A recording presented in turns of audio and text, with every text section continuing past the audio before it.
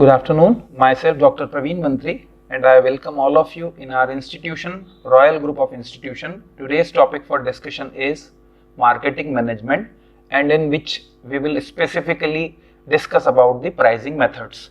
आज हम marketing management के बारे में पढ़ेंगे और उसमें हमारा पूरा एम्फेसाइज होगा प्राइसिंग के इशू पर। जैसा कि आपको पता है मैकार्थी ने 4P डिफाइन किए थे, प्रोडक्ट,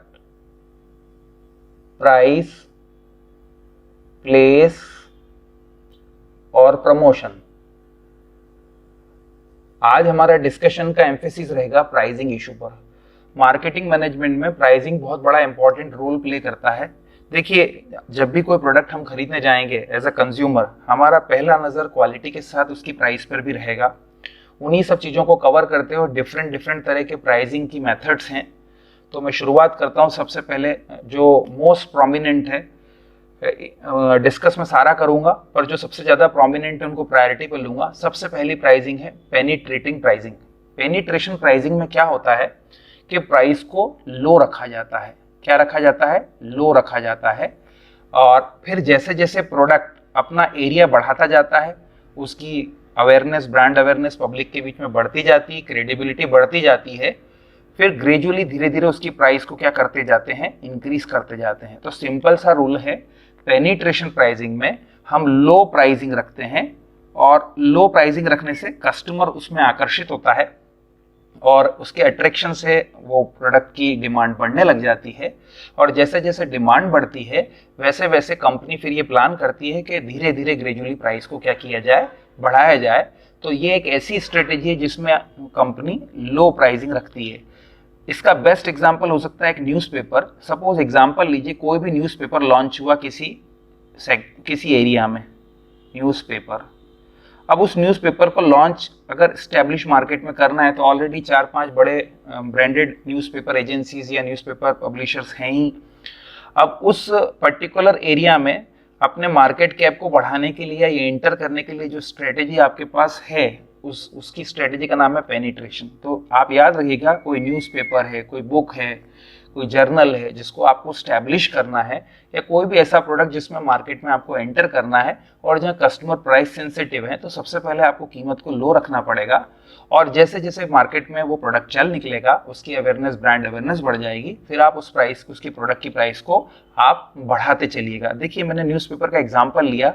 आप देखिए, किसी समय, थोड़े समय पहले अखबार 2.5 रुपये या 3 रुपये के आसपास हुआ करता था। ऑलमोस्ट अब प्राइस उसकी 5 के आसपास पहुंच गई है, मोर और लेस ऑलमोस्ट सभी न्यूज़पेपर्स में। ये ऐसा क्यों हुआ?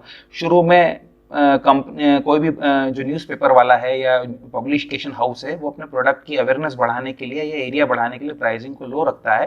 वंस इट सेटल्स, फिर वो प्राइस को क्या करता है, उसके हाथ में मतलब पावर आ जाता है, क्योंकि कस्टमर के पास वो प्रोडक्ट बहुत आसानी से अवेलेबल है, तो वो उसकी प्राइस को क्या करता है? बढ़ा देता है। तो पेनिट्रेशन प्राइसिंग में लो से हाई की तरफ जाते हैं, शुरुआत लो से होती है। न्यूज़पेपर उसका अच्छा एग्जाम्पल है।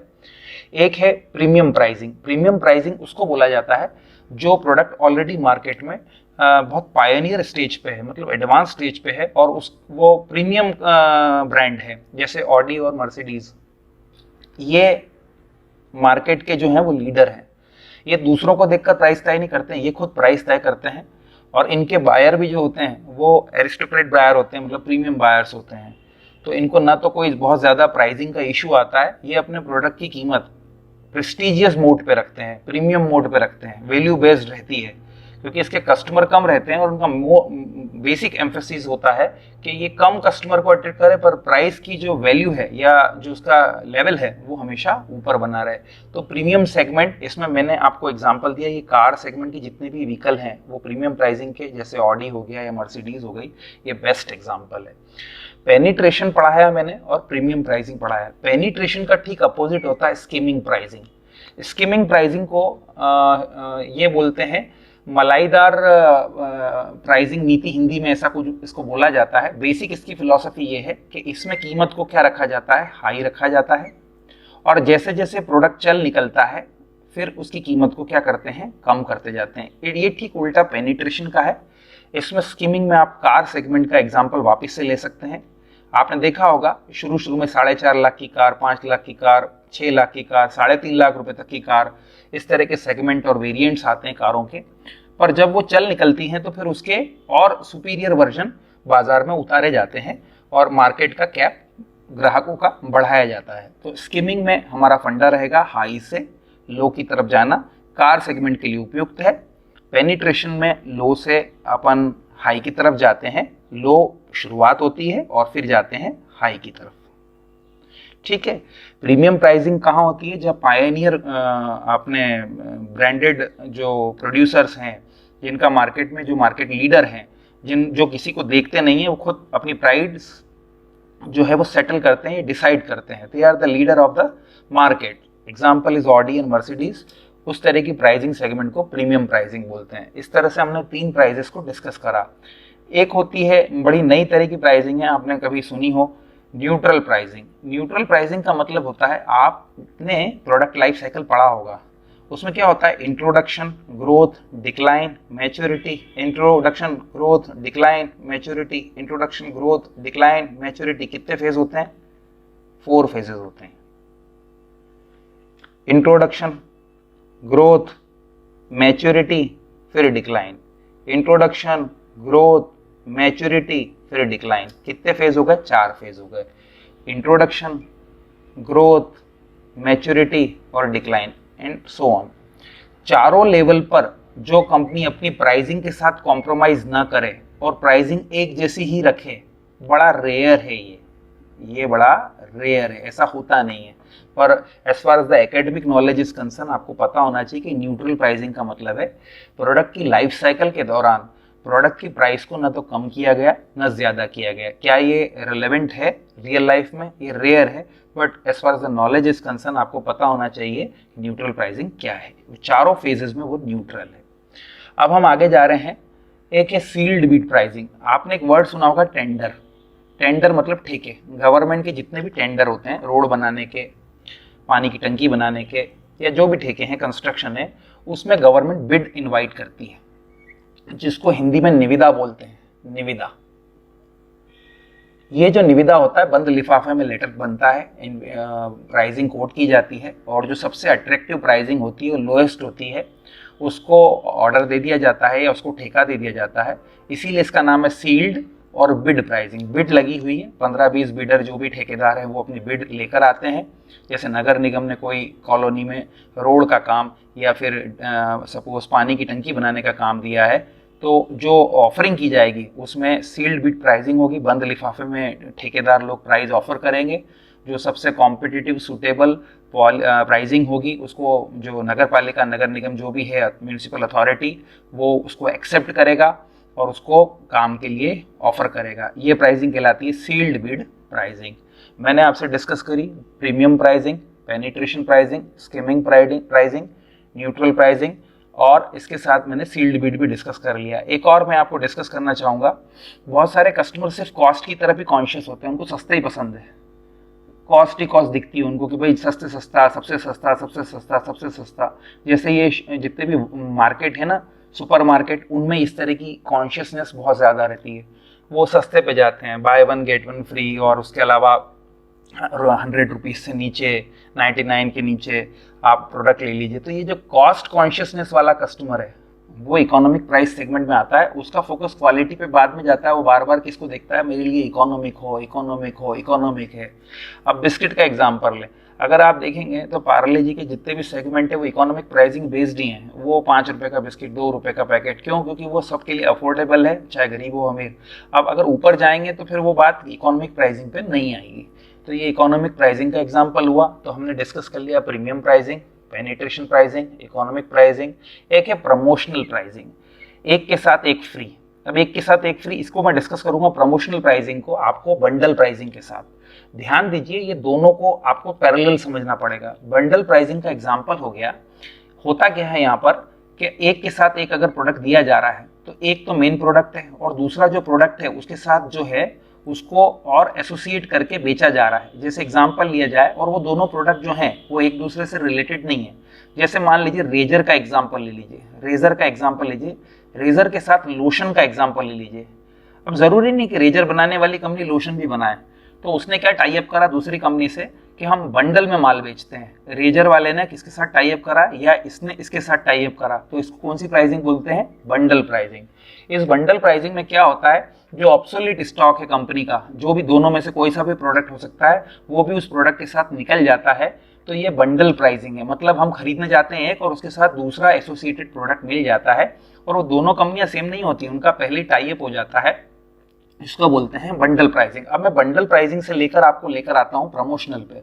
प्रमोशनल और बंडल में फर्क ये है कि यहाँ दोनों रिलेटेड प्रोडक्ट नहीं है, लेकिन प्रमोशनल में क्या होता है, एक कंपनी दूसरे प्रोडक्ट को लाती है और लाते समय ध्यान रखती है कि वो जो कंज्यूमर है वो इस पे आकर्षित हो जाए, जो फ्री मिल रहा है साथ में एज अ प्रमोशनल, और फिर उनकी डिमांड लगातार क्या होने लग जाए, बढ़ने लग जाए, और वो उस प्रोडक्ट की उनको आदत हो जाए। तो इस तरह का जो ऑफरिंग होगा वो प्रमोशनल होगा। दोनों में फर्क समझिए। बंडल प्राइसिंग में आपके पास जो एक्स्ट्रा है, जो बिक नहीं रहा है, उसको उसके साथ बेचकर आप उस प्रोडक्ट को, ऑब्सोलीट स्टॉक को खत्म करते हो। रेजर का लोशन का कोई कनेक्शन नहीं है, दोनों कंपनियां अलग है। प्रमोशनल में क्या है, नए प्रोडक्ट को लाकर एक प्रोडक्ट के साथ नए प्रोडक्ट को लॉन्च करते हैं, भले कंपनियां सेम हो या अलग, लेकिन उसका ऑब्जेक्टिव यही है कि कस्टमर कैसे भी करके कन्विंस हो जाए और फिर वो प्रोडक्ट चल निकले। इस तरह की ऑफरिंग किसमें कहलाती है, प्रमोशनल प्राइसिंग। दोनों में स्लाइड सा फर्क है, उसमें नया कस्टमर आता है प्रमोशनल में, यहाँ पर आप उस माल को खपाते हो, उस माल को खपा रहे हो, खत्म कर रहे हो, क्योंकि फिर वो क्या हो जाएगा, ऑड स्टॉक हो जाएगा। ओके फाइन, हमने क्या क्या डिस्कस कर लिया, premium, penetration, economic, skimming, promotional, sealed bid.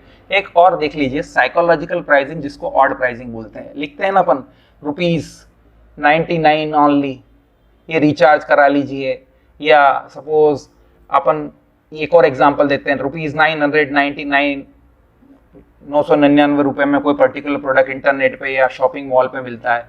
दिमाग में आदमी के ये आता है कि ये कीमत 1000 है, वो 1000 रुपए ही, या है वो 100 रुपये ही, 1 रुपए का ही फर्क है, लेकिन दिमाग में कॉन्शियस सबकॉन्शियसली उसको ये लगता है कि इसकी कीमत बहुत अट्रैक्टिव है।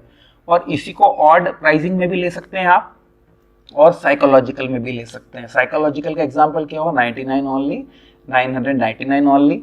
अच्छा, इसके अलावा एक और प्राइसिंग होती है गोइंग रेट प्राइसिंग। इसको मैं यहां से डिस्कस कर देता हूं। ये है जो आपका क्राउड है उसके फ्लो में बहना। क्राउड के फ्लो में बहना मतलब जहां पब्लिक जाना चाहती है उसके फ्लो में बहना। अब क्राउड का मतलब यहाँ पब्लिक नहीं हुआ, यहाँ हो गया दूसरे कॉम्पिटिटर। अगर एक्स और वाई और जेड हैं और टी को अंदर आना है, तो टी वही प्राइसिंग रखेगा जो एक्स, वाई और जेड रखेंगे। गोइंग रेट का मतलब है चलते हुए फ्लो के साथ प्राइसिंग को तय नहीं करना, इनफैक्ट वही प्राइस रखना जो चलते हुए बाजार में बाकी मार्केट लीडर ने रख रखी है। क्या ये सही है?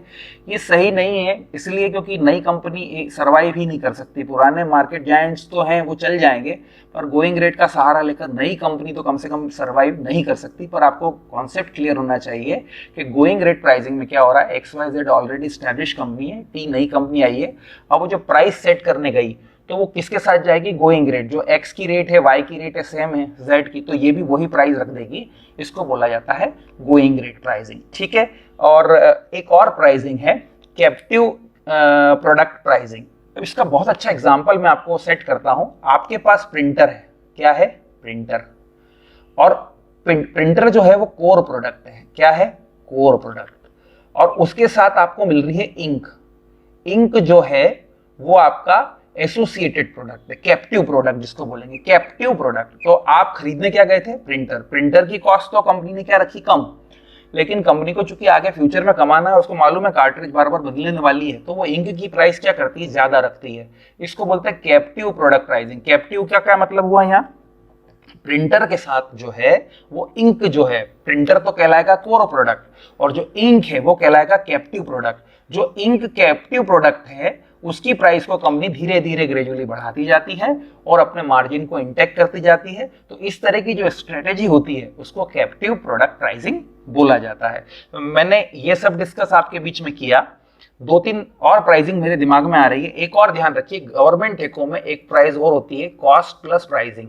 यहाँ क्या होता है, कॉस्ट पहले से सेट हो जाती है, या जैसी भी कॉस्ट हो, हमारा परसेंटेज ऑफ प्रॉफिट जो है वो पहले से ही फिक्स होता है। सपोज 1 करोड़ का प्रोजेक्ट है या 2 करोड़ का है, तो कॉस्ट का तो है ही। अब इसमें पहले क्या हो जाता है, प्रॉफिट का परसेंटेज जो मार्जिन है वो पहले ही क्या हो जाता है, सेट हो जाता है। ये गवर्नमेंट टेंडर्स में बहुत यूज होता है, इसलिए इसका नाम है कॉस्ट प्लस प्राइसिंग। अब इसमें फायदा क्या है, जो भी ठेकेदार है उसको ये पता है कि मेरा प्रॉफिट का परसेंटेज फिक्स है, अब लागत जो भी हो मेरे को तो रिटर्न उसके हिसाब से मिलेगा। अदरवाइज अगर ये पहले से फिक्स नहीं हो तो हो सकता है उसका प्रोडक्ट लॉस में बेचना पड़े। तो कॉस्ट प्लस प्राइसिंग भी एक अच्छी टेक्निक है जिसको गवर्नमेंट टेको में यूज किया जाता है। तो मैंने आपको डिस्कस किया premium pricing, penetration pricing, economic pricing जो कॉस्ट कॉन्शियस है, प्रमोशनल मैंने डिस्कस करा, न्यूज जिसमें वन के साथ नया प्रोडक्ट एक और वन लॉन्च करते हैं, अवेयरनेस बढ़ाते हैं, स्कीमिंग में आपको हाई से लो जाता है, साइकोलॉजिकल लोड प्राइसिंग बता चुका हूं मैं, सील्ड प्राइसिंग टेंडर्स में होती है, न्यूट्रल प्राइसिंग चारों फेजेस में सेम होती है, गोइंग रेट प्राइसिंग में मार्केट फ्लो के साथ बहता है, मतलब प्राइसिंग जो है वो फ्लो के साथ जाती है, flow with crowd, flow with crowd का मतलब क्या है, कॉम्पिटिटर के साथ जाते हैं आप। बंडल प्राइसिंग में एक के साथ एक प्रोडक्ट रहता है, दोनों एसोसिएटेड नहीं होते, रेजर और मैंने आपको लोशन का एग्जाम्पल दिया और इस तरह प्रोडक्ट को खपाया जाता है। लास्ट में कैप्टिव प्रोडक्ट प्राइसिंग का एग्जाम्पल दिया जिसमें प्रिंटर कोर प्रोडक्ट है और इंक जो है कैप्टिव प्रोडक्ट है, और प्राइस प्रिंटर की नहीं बढ़ाई जाती, ग्रेजुअली धीरे धीरे इंक की बढ़ाई जाती है और इस तरह से कंपनी अपने प्रॉफिट के मार्जिन को क्या करती है, बढ़ाते जाती है। लास्ट में मैंने एक और प्राइस आपके बीच में शेयर करी, कॉस्ट प्लस प्राइसिंग, और भी मेरे को ध्यान आ रहा है एक प्राइसिंग लास्टली और बता देता हूँ, एक है marginal cost, marginal pricing. Marginal pricing का मतलब ये हुआ कि कंपनी अब फिक्स कॉस्ट की तरफ फोकस नहीं कर रही है। कंपनी क्या कर रही है कि जितनी भी एक्स्ट्रा कॉस्ट इनकर हो रही है, जैसे एक्स्ट्रा कॉस्ट इनकर होती है तो कॉस्ट कितने प्रकार की होती है, फिक्स कॉस्ट और वेरिएबल कॉस्ट, तो सिर्फ वेरिएबल कॉस्ट पे फोकस करके वो ओवरहेड और वेरिएबल कॉस्ट को कंसीडर करते हुए अपनी प्राइस को सिर्फ मार्जिनल प्राइसिंग के लेवल पे सेट कर देती है, क्योंकि उसको अभी सर्वाइवल करना है, और फिक्स कॉस्ट वाले पोर्शन को छोड़ देती है। तो इस तरह की प्राइसिंग का एग्जांपल क्या कहलाता है, मार्जिनल प्राइसिंग। तो कुल मिला के हमने 13-14 प्राइजेस इस तरह से तय करा जो मार्केटिंग मैनेजमेंट में डिस्कस की मैंने आपसे।